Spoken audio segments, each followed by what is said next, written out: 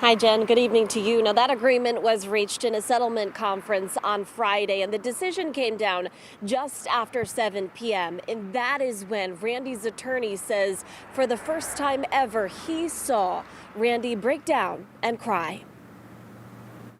It's really a historic day in America. Nearly a year after Randy Cox's life was flipped upside down. The city of New Haven has agreed to pay him and his family $45 million.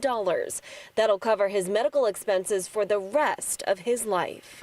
Randy has been extremely stoic throughout this entire process. He's been positive. He's continued to try to live life the best that he can. But when the agreement was reached, attorney Lou Rubano says it's the first time he witnessed Randy break down. The reality is the family's still very sad and angry, and money can only do so much. On Juneteenth of last year, Cox was being transported in a police van without seatbelts when the driver stopped short, sending him flying into the back of the van. I can't feel it, bro. Cox complained to officers, saying he couldn't move. They're seen dragging him into a cell as he waited for EMS.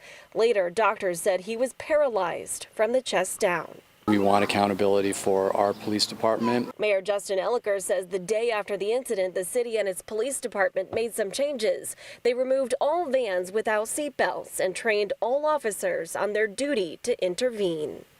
We want to make sure this never happens again. But for Randy, those changes come too late. And he'll never be able to live life the way he did before. But what it will allow him to do is to try to do some of those things that he enjoyed doing in a very different way. Rubano says Randy is still paralyzed from the chest down. He's at a treatment facility in West Haven where he goes through physical therapy multiple times a day. Randy has taught me that you never give up.